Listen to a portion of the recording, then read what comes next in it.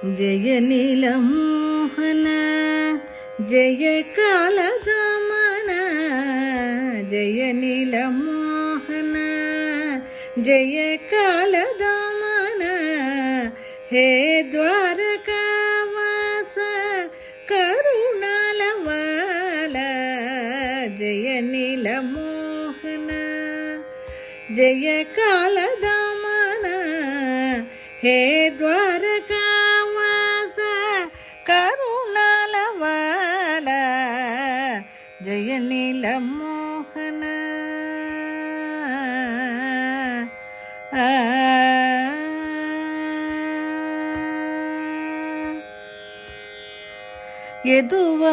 యదువంశపూతాబ్ధి ఉదిత మంగళచంద్ర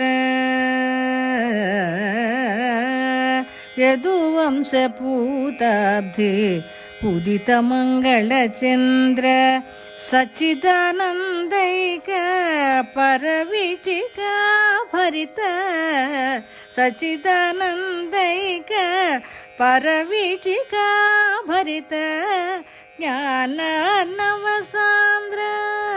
సచ్చిదానందైక పరవిచిక భరిత జ్ఞానార్ణవసాంద్ర జయ నీలమోహన జయ కాలదమన హే ద్వారకావాస కరుణాల వాల జయ నీలమోహన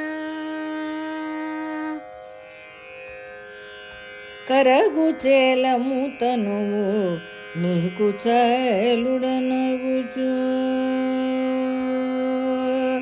కరగుచేలము తనువు నేకు చేలుడనగుచు కరగుచేలము తనువు నేకు చేలుడనగుచు నిన్ను పొందు భావము మది నెగసెనది మేలు నిన్ను పొందు భావము మది నెగసెనది మేలు కరగుచేలము తనువు నేకు చేలుడనగుచు నిన్ను పొందు భావము మది నెగసనది మేలు నిరతిశయ శ్రేయమే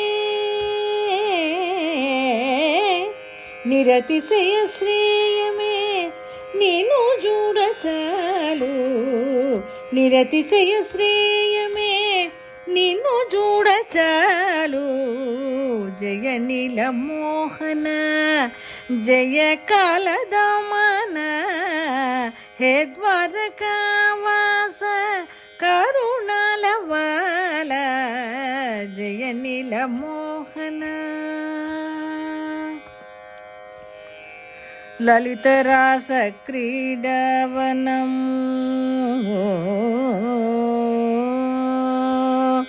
లలిత రాస క్రీడావనము బృందావనము లలిత రాస క్రీడావనము బృందావనము పరమధామపు ద్వారమే ద్వారకాపురము పరమధామపు ద్వారమే ద్వారకాపురము లలిత రాస క్రీడావనము బృందావనము పరమధామపు ద్వారమే ద్వారకాపురము అటనాడి ఇటుగూడి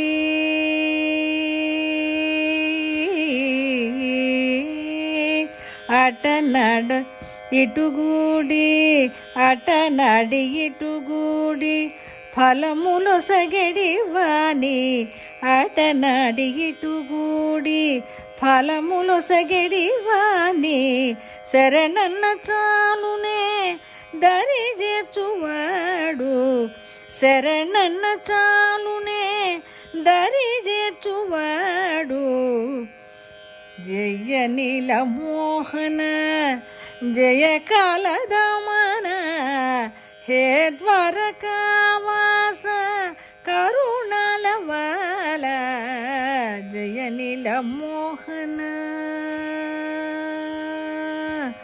జయ నీలమోహన జయ నీల మోహన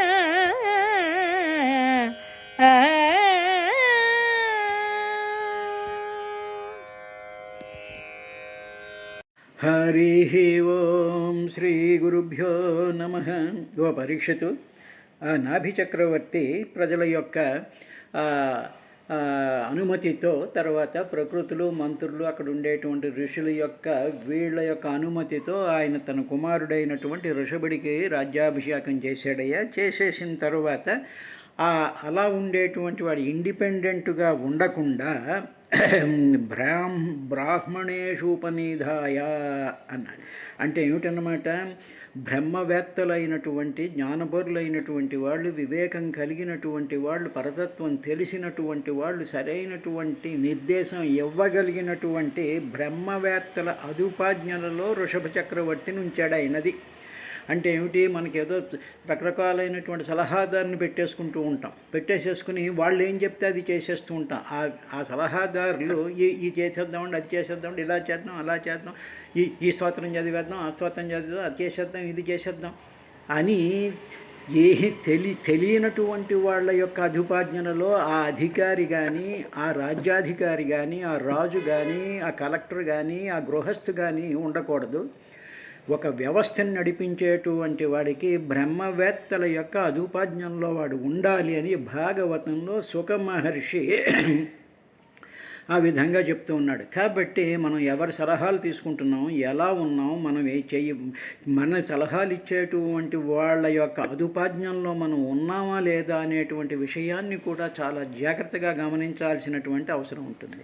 కానీ ఎవరైతే మనని కాకాపడుతూ ఉంటారో, ఎవరైతే మన చుట్టూ తిరుగుతూ ఉంటారో, మనని మెచ్చుకునేటువంటి వాళ్ళు ఎవరైతే ఉంటారో వాళ్ళ యొక్క అదుపాజ్ఞంలోకి మనం వెళ్ళిపోయి వీళ్ళు సలహాదారులు అనుకుని వీళ్ళతో చేసేటువంటిది ఒక వ్యవస్థని నడపడానికి అది సరైనటువంటి పద్ధతి కాదు స్మా అని చెప్పి భాగవతం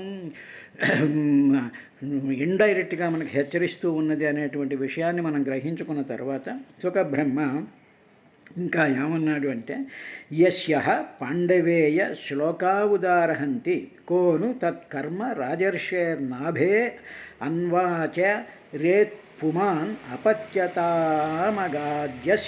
హరిశుద్ధేన కర్మణ. ఓ పాండవ వంశంలో చాలా ప్రసిద్ధమైనటువంటి వాడా ఓ పరీక్ష మహారాజా, నాభికి సంబంధించి 2 శ్లోకాలు చెప్తూ ఉంటారయ్యా. పెద్దలందరూ కూడా ఈ నాభి చక్రవర్తి గురించి 2 శ్లోకాలు చెప్తూ ఉంటారు. వాళ్ళు చెప్పేటువంటి ఏమిటి శ్లోకం ఉదాహరంతి, ప్రజలందరూ కూడా 2 శ్లోకాలు చెప్తారు నాభి గురించి. అవి ఏమిటి అంటే, నాభి చేసినటువంటి యజ్ఞం లాంటి యజ్ఞాన్ని ఏ వ్యక్తి ఎవరు చేయగలరండి, అంత అద్భుతమైనటువంటి యజ్ఞం చేశాడు అని చెప్పి ఒకటంటూ ఉంటారు. తరువాత అలా అంటూ అంతటి మహత్తరమైనటువంటి యజ్ఞాన్ని ఏ దోషం లేకుండా బ్రహ్మవేత్తల చేత ఆయన చేయించాడు కదా, చేయించినందుకు ఫలితంగా శ్రీ మహావిష్ణువే ఆయనకి వృషభ అవతారం కింద వచ్చాడు కదా అని చెప్పి ఆ శ్లోకం చెప్తారయ్యా. అపత్యతాం అంటే సంతాన రూపంగా ఆగత వచ్చాడు. ఎవరు అంటే హరిహి, సాక్షాత్ హరే ఆయన యొక్క సంతానం కింద వచ్చారు అని చెప్పి ప్రజలందరూ కూడా ఈ శ్లోకాన్ని చెప్తూ ఉంటారు.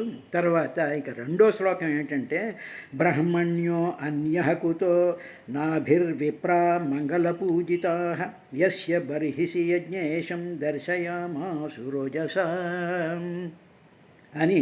నాభి కంటే అన్యః మరి ఒకడు, బ్రహ్మవేత్తలు భక్తి కలిగినటువంటి వాడు ఎవరున్నారు, నాభి లాంటి వాడు అంతటి కుతః ఎక్కడున్నారు, నాభి లాంటి వాళ్ళు లేరు అని చెప్తూ ఆ శ్లోకంలో చెప్పిన తర్వాత, యస్య బర్హిషి మంగళపూజితా విప్రాహ యజ్ఞయీశం దర్శయామాసు.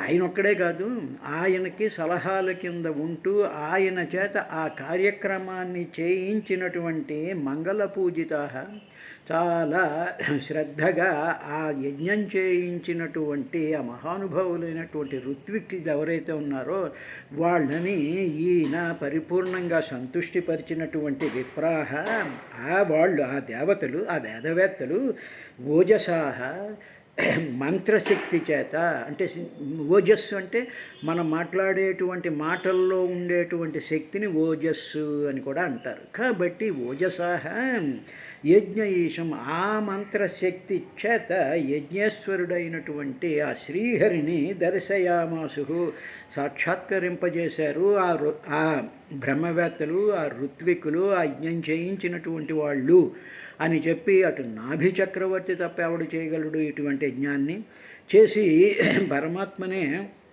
పురుషుడికి సంతానం కింద పొందాడు. అటువంటి యజ్ఞం చేయించి ఆ మంత్రాల యొక్క బలం చేత శ్రీ మహావిష్ణువునే కిందకి వాళ్ళ శక్తి చేత, మంత్రాల యొక్క శక్తి చేత లాగించుకుని శ్రీహరి యొక్క దర్శనాన్ని కల్పింపజేశారు అనేటువంటి విషయాన్ని అందరూ చెప్తూ ఉంటారయ్యా అన్నాడు. ఇందులో ఉండేటువంటి ఒక విషయం మనం జాగ్రత్తగా గమనించాలి. అనేక మంది మన ఇళ్లలో మనం ఏవో పూజలు చేస్తుంటాం, పునస్కారాలు, యాగాలు అంటారు, హోమాలు అంటారు, ఇంకోటి అంటూ ఉంటారు. ఇవన్నీ చేసేస్తూ ఉంటారు. సరే, ఇంకా కొంతమంది తెలియనటువంటి వాళ్ళు కూడా వచ్చేస్తూ ఉంటారు, చేసేస్తూ ఉంటారు.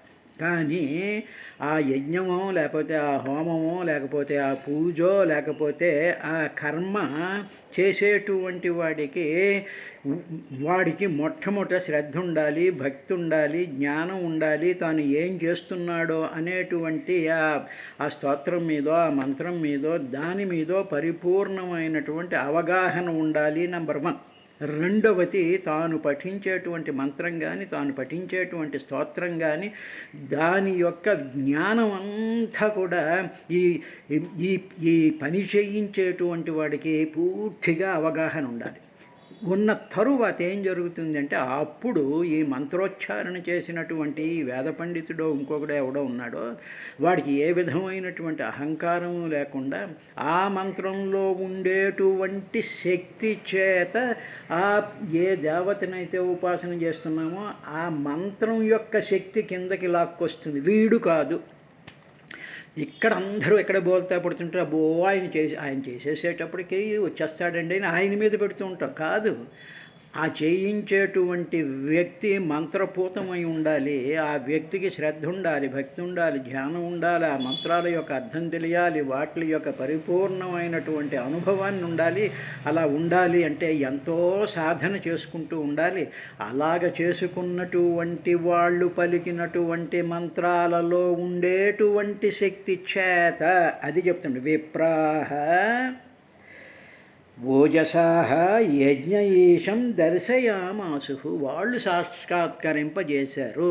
అంటే వాళ్ళు ఇలా రా విష్ణు, ఇలా వచ్చేసాయి, వినాయకుడిని నేను పిలిచేశానండి, వచ్చేస్తే మీకు రోగాలన్నీ తీరిపోతాయి, ఇలాంటి పిచ్చి పిచ్చి కబుర్లతో కాదు.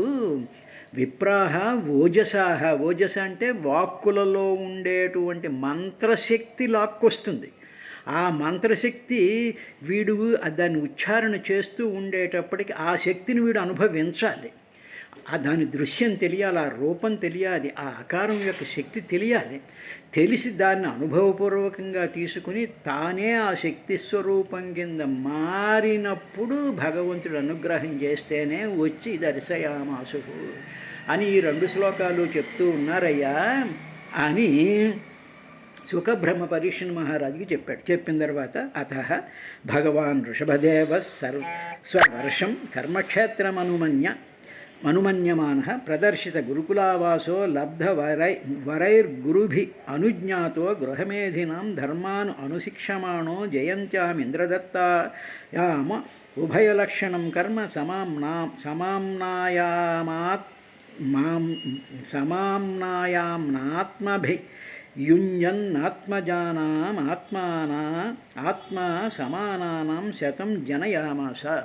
ఈ విధంగా ఉండేటువంటి ఆ ఋషభ చక్రవర్తి తండ్రి అడవికి వెళ్ళిపోయి, నాభి అరణ్యానికి వెళ్ళిపోయిన తర్వాత అప్పుడు ఋషభ చక్రవర్తి ఏమనుకున్నాడంటే, స్వవర్షం, తాను పరిపాలించేటువంటి ఆ భూమి ఉందే దానిని కర్మక్షేత్రం అనుమన్యమాన, ఇది కర్మక్షేత్రం, వేదక్షేత్రం, వేదకర్మలు జరిగేటువంటి క్షేత్రం అంటే మన భారతదేశం అన్నమాట. ఇక్కడ మహానుభావులైనటువంటి వాళ్ళు ఎన్నో కల్పాలలో నుంచి ఇక్కడ మన పార్ట్ ఆఫ్ భారతదేశంలో ఇక్కడ అనేక రకాలైనటువంటి కర్మలు జరిగాయి, అనేక రకాలైనటువంటి శక్తులన్నీ కూడా ఇక్కడికి వచ్చాయి, ఇక్కడ నిక్షిప్తమై ఉన్నాయి అని చెప్పి స్వవర్షం కర్మక్షేత్రం అనుమాన్యమాన ఆయన తెలుసుకున్నాడయ్యా ఋషభుడు అంట. అందుకనే చూడండి, మనకి తిరుపతి అనేటువంటిది ఏమిటంటే ఏదో కొండల మీద అందులో గుడిలో ఏదో దేవుడు ఉన్నాడు అనుకుంటు కాదు. అది అక్కడ ఉండేటువంటిది ఏమిటంటే సాక్షాత్తు వైకుంఠం నుంచి వచ్చినటువంటి దివ్యమయోమయమైనటువంటి తేజస్సు, ఒక వెలుగు ఆ క్షేత్రంలోకి వచ్చి ఆ కొండలలో, ఆ గుళ్ళలో అక్కడ ఉండేటువంటి సమస్తమైనటువంటి పదార్థాలలో కూడా ఆ వెలుగు దాంట్లోకి వచ్చేసింది. వచ్చినందువల్ల ఆ వెలుగులో ఉండేటువంటి శక్తి వల్ల ఆ క్షేత్రానికి అంత దివ్యత్వం ఏర్పడుతూ ఉంటుంది. అందువల్ల ఏంటంటే మేము గుళ్ళు కట్టేసామండి, మేమేమో సంప్రోక్షణం చేస్తాం, గాడిద గుడి చేస్తాం, కంగరపాసు చేసేసామంటే కుదరదండి. భగవంతుడు అనేటువంటి వాడు ఆయన తలుచుకొని ఆయన యొక్క శక్తిని ఈ క్షేత్రంలో నిక్షిప్తం చెయ్యాలి అనుకుని తన యొక్క శక్తిలో నుంచి కొంత భాగాన్ని అక్కడికి పంపించినప్పుడు అది దివ్యక్షేత్రం అవుతుంది. ఇప్పుడు ప్రతి వాళ్ళు గుళ్ళు కట్టేస్తున్నారు, ప్రతి వాళ్ళు చేసేస్తూ ఉంటారు, ఒక కమిటీ అంటారు, ఒకటి అంటారు, ఈ నానా గందరగోళాలు అయిపోతుంటాయి. అవేమీ కాదు, అలా అది పద్ధతి కాదని చెప్తున్నాడు. అందుకనే ఆయన అన్నాడు స్వవర్షం కర్మక్షేత్రం అనుమాన్యమాన అని తెలుసుకున్నాడు. ఓహో, ఇది ఇక్కడ ఇంతడు ఉందన్నమాట. అదే కాశీ కానీ, తర్వాత కాంచీక్షేత్రం కానీ, రామేశ్వరం కానీ, ఇటువంటి క్షేత్రాలన్నీ ఎందుకున్నాయి అంటే వాటిల్లో బృందావనం కానీ ఇవన్నీ కూడా దివ్యమైనటువంటి ఆ తేజోమయ కర్మ క్షేత్రాలు అని తెలుసుకుని ఆయన ఏం చేశాడంటే మానవులకి తన కింద ఉండేటువంటి మానవులకి ఆదర్శం నిలపడం కోసం అని చెప్పి తను రోల్ మోడల్ కింద మారడం. రోల్ మోడల్ అంటూ ఉంటాను చూసారా, అదనమాట. రోల్ మోడల్ మనకి ఎవరు అంటే మన మాయలో పెట్టేవాళ్ళు రోల్ మోడల్స్ అనుకుంటూ ఉంటాం. అది కాదు. రోల్ మోడల్ కింద తాను ఉండడం కోసం ఏం చేశాడంటే గురుకుల వాసం చేశాడు. గురువుల యొక్క ఆ ఇళ్లల్లో తాను ఉంటూ వాళ్ళు చెప్పినటువంటి ఇవన్నిటినీ కూడా నేర్చుకుంటూ వాటి అనుభవంలోకి తెచ్చుకుంటూ తాను వాటిని అన్వయించుకుంటూ ఉండేటప్పటికీ మిగతా చూసేటువంటి జనం వాళ్ళందరూ కూడా ఓహో సాక్షాత్తు విష్ణు స్వరూపుడైనటువంటి వాడే గురుకుల వాసం చేశాడు అని. అందుకనే రామాయణంలో వశిష్ఠ మహర్షి యొక్క వాసం చేస్తాడు రామచంద్రుడు, భరతుడు, లక్ష్మణుడు, శత్రుఘ్నుడు. అదేవిధంగా సాందీపుని గురుకులంలో బలరామకృష్ణులు చేస్తూ ఉంటారు. ఎందుకు వాళ్ళు సాక్షాత్తు భగవంతుడే అయినా సరే దేనికోసం అంటే మానవులకు ఆదర్శం కోసం ఇదన్నమాట. ఎందుకంటే ధర్మాన్ అనుశిక్షమాణ అన్నారు. అంటే ధర్మాలను అనుశిక్షమాణ అంటే ఆదర్శం. ఈ ధర్మాలు ఆదర్శమైనటువంటి ధర్మాలు, వీటిల్ని ఫాలో అవ్వాలి అని ఊరికనే ఉపన్యాసం కొట్టేసి మీరు ఇలా చేయండి నేను మాత్రం అలా చెయ్యను అనకుండా తాను చేసి చూపించాడు. ధర్మాన్ అనుశిక్షమాణ సమామ్నాయ ఆమ్నాథం. అలాగ చేస్తూ వేదాలు ఏవైతే నిర్దేశించాయో అవి ఏమిటి నిర్దేశించాయి? ఉభయ లక్షణం, రెండు రకాలైనటువంటి పద్ధతుల్ని వేదాలు ఉపదేశించాయి. అవి ఏమిటంటే ఉభయ లక్షణం, శ్రౌతము స్మార్తము అనేటువంటి రెండు విధాలైనటువంటి కర్మ అభియుంజన్. ఆ శ్రౌత స్మార్త అనేటువంటి రెండు రకాలైనటువంటి కర్మకాండల్ని తాను అభియంజన్ తాను అనుష్ఠించాడు. ముందు గురుకులావాసానికి వెళ్ళాడు, అక్కడ గురువుల యొక్క ఆధ్వర్యంలో నేర్చుకున్నాడు. తన తండ్రి నాభేమో బ్రహ్మవేత్తల యొక్క సలహా మండల్లో వాళ్ళ అధిపాద్యంలో పెట్టాడు. తాను రాజు కాబట్టి, తాను అధికారి కాబట్టి, తాను చెయ్యవలసినటువంటి పనులు సక్రమంగా వేదయుక్తంగా స్మార్త శ్రౌత పద్ధతుల ప్రకారం చేస్తూ ఉండాలి. కానీ ఏదో సాధారణమైనటువంటి ఆ బాబా చుట్టూ తిరిగాం, ఈ బాబా చుట్టూ తిరిగాం, వాళ్ళు చెప్పిన పద్ధతులు చేస్తాం, వీళ్ళు చెప్పిన పద్ధతులు చేస్తాం అంటే కుదరదండి. అలాగ అందరూ చెప్పినటువంటివి చేయకూడదు. అవన్నీ కూడా వేద వేదములచే సమామ్నాయ ఆమ్నాతం అంటే వేదముల చేత విధించబడినటువంటి, ఇక్కడ మనుషులు కాదు, బాబాలు కాదు, బేబాలు కాదు, వీళ్ళు కాదు, వాళ్ళ చేత ఉభయ లక్షణం కర్మ అభియుంజన్ దానిని ఆయన అనుష్ఠానం చేశాడయ్యా. చేసిన తరువాత ఓ పరీక్షితు ఇంద్రదత్తాయాం జయంత్యాం ఆత్మజానాం శతం జనయామాస సహా. అప్పుడు ఇంద్రుడి చేత ఇవ్వబడినటువంటి ఇంద్రుడు చేత ఇయ్యబడినట్టు జయంతి అనేటువంటి అమ్మాయిని ఈ వృషభ చక్రవర్తి పెళ్లి చేసుకున్నాడయ్యా. పెళ్లి చేసుకున్న తర్వాత తనతో సమానమైనటువంటి శతం జనయామాస 100 మంది పిల్లల్ని కన్నాడు. ఎవరు? వృషభ చక్రవర్తి అని చెప్పిన తర్వాత యశాం ఖలు మహాయోగి భరతో జ్యేష్ఠ శ్రేష్ఠగుణ ఆసీద్యేనేదం వర్షం భారతమితి వ్యపదిశంతి. ఇప్పుడు యాషాం ఈ పుత్రులందరిలో ఈ 100 మందిలోనూ కూడా, అంటే వృషభ చక్రవర్తికి జయంతికి పుట్టినటువంటి 100 మంది పుత్రుల్లో మొట్టమొదటి పుత్రుడు పేరు యాషాం. ఈ పుత్రుల్లో జ్యేష్ఠ మహాయోగి భరత.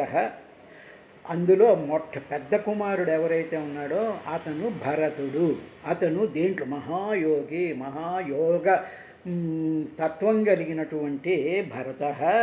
ఆయన శ్రేష్ఠగుణ, చాలా శ్రేష్టమైనటువంటి ఉత్కృష్టమైనటువంటి, అందరూ కూడా ఫాలో అవ్వగలిగినటువంటి క్యారెక్టరు గుణాలు కలిగినటువంటి ఆ జ్యేష్ఠ కుమారుడు నాడే అతని పేరు మీదే ఈ వర్షం, ఇదం వర్షం, ఈ మనం ఉండేటువంటి ఈ నేల, ఈ భూమిని భారతం భారతం అని చెప్పబడింది. ఇది భారతదేశం అని వ్యపదిశంతి పిలుస్తూ ఉంటారయ్యా అన్నారు. అంటే అక్కడ శకుంతలకి దుష్యంతుడికి పుట్టినటువంటి భరతుడు వల్ల భారతదేశం అనేటువంటిది ఏదో ఒక కథను మామూలుగా వచ్చేసింది. కానీ అది కాదు. ఎవరంటే నాభి చక్రవర్తి కుమారుడైనటువంటి వృషభ చక్రవర్తికి ఇంద్రదత్తమైనటువంటి జయంతికి పుట్టినటువంటి 100 మంది పుత్రుల్లో జ్యేష్ఠుడైనటువంటి వాడు మహాయోగి అయినటువంటి భరతుడి యొక్క పేరు చేత మన దేశానికి భారతదేశం ఇహ అన్నాడు ఆయన. ఆయన యొక్క పేరుతో వ్యపదిశంతి, దీన్ని భారతదేశం అని పిలుస్తారయ్యా. అన్న తరువాత తమను కుశావర్త ఇలావర్తో బ్రహ్మవర్తో మలయ కేతుర్భద్రసేన ఇంద్ర స్పృగ్విదర్భ కేకట ఇది నవతి ప్రధానాః. కుశావర్తుడు, ఇలావర్తుడు, బ్రహ్మవర్తుడు, మలయుడు, కేతువు, భద్రసేనుడు, ఇంద్రశృక్కు, విదర్భుడు, కీకటుడు అనే 9 మంది. తర్వాత భరతుడి తర్వాత వాళ్ళు వీళ్ళందరూ.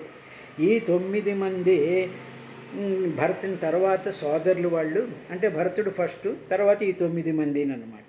వీళ్ళు ఉన్నారు. తర్వాత మిగిలిన 90 మంది వీరి తర్వాత వాళ్ళు అని చెప్తూ కవి అంతరిక్ష ప్రబుద్ధ పిప్పలాయన అవిర్హోత్ర ద్రుమిలశ్చమస కరభాజన ఇది భాగవతధర్మదర్శాన నవమహాభాగవతస్తేషాం సుచరితం భగవన్మహిమోపబృంహితం వసుదేవ నారద సంవాదముపశమాయానము ఉపరి అష్టాద్వర్ణ ఇష్యామః. తరువాత వాళ్ళు ఇందులో కొంతమంది కవి, హరి, అంతరిక్షుడు, ప్రబుద్ధుడు, పిప్పలాయనుడు, అవిర్హోత్రుడు, తర్వాత ద్రుమిలుడు, చమసుడు, కరభాజనుడు అనేటువంటి 9 మంది. ఈ 90 మందిలో ఆ 9 మంది కూడా భాగవత దర్శన, భగవద్భక్తుల ధర్మాలని ప్రచారం చేశారు. ఒక భగవంతుడిని పూజించేటువంటి వాడు, భగవంతుడు మేము పూజిస్తున్నాము అని డబ్బా కొట్టుకునేటువంటి వాడు ఎలా ఉండాలో వాడికి అసలు ఆ భగవత్ శబ్దంలో ఏమి చెయ్యాలి, అది ఏమి నిర్దేశిస్తుంది అని చెప్పి ఆ భాగవత ధర్మాలను ఈ 9 మంది కూడా కవి, హరి, అంతరిక్షుడు, ప్రబుద్ధుడు, పిప్పలాయుడు, అవిర్హోత్రుడు, ద్రుమలుడు, చమసుడు, కరభాజనుడు వీళ్ళు ఉన్నారే, వీళ్ళు 9 మంది కూడా భక్తుల యొక్క స్థితిలో ఎలా ఉండాలి, భక్తి అంటే ఏమిటి, భక్తి ఎలా చేయాలి, ఏం చేయాలి అనేటువంటి ధర్మాలను వీళ్ళు ప్రచారం చేశారయ్యే వాళ్ళు. తరువాత వీళ్ళ యొక్క ఈ 9 మంది యొక్క వృత్తాంతం అంతా కూడా ఉపశయామానం శాంతపూర్ణమైనటువంటి వీళ్ళ యొక్క ఆ భగవత్ మహిమను వీళ్ళు ఉపబృంహితం భగవత్ మహిమను వర్ధిల్లజేసేటువంటి లక్షణం కలిగినటువంటి వాళ్ళు 9 మంది. వీళ్ళ యొక్క వృత్తాంతం అంతా కూడా ఎవరు చేసే వసుదేవ నారద సంవాద రూపమైనటువంటి వసుదేవుడు నారద వసుదేవులు వాళ్ళు ఒకసారి మాట్లాడుకున్నారు. ఆ మాటల సందర్భంలో ఈ 9 మందికి సంబంధించినటువంటి వృత్తాంతాన్ని నారదుడు వసుదేవుడికి వివరించినటువంటి ఘట్టం ఉంది. అది తర్వాత సంగతి చూద్దాంలే, అది 11వ సంఘంలో వస్తుంది దాని గురించి అని చెప్పిన తరువాత ఇంకా ఆయన ఏమన్నారంటే యవీయాంస ఏకాశీతే జాయంతేయా పితురాదేశకర మహాశాలీనా మహాశ్రోత్రియా యజ్ఞశీలా కర్మ విశుద్ధ బ్రాహ్మణా బభూవహు. ఈ కవి మొదలైనటువంటి ఈ 9 మంది తమ్ముళ్ళు ఉన్నారుగా. తర్వాత ఈ 9 మంది పోతే ఇంకా 90లోని ఈ 9 మంది పోతే మిగతా 81 మంది ఉన్నారే, వాళ్ళు చాలా వినయంతో తండ్రి అయినటువంటి ఋషభుడు ఏం చెప్తే ఆ పనులన్నింటినీ కూడా వాళ్ళు నిరంతరంగా పరిపాలిస్తూ యజ్ఞాలు చేసేటువంటి తండ్రి ఏం చెప్పాడు, ఈ యజ్ఞాలు చేయండి, యజ్ఞాలు చేయండి, యజ్ఞాలు చేయండి అని చెప్పి తండ్రి చెప్పినటువంటి ఆ ఆదేశాలని ఈ 81 మంది కూడా వాళ్ళు పరిపాలిస్తూ ఉండేవారు.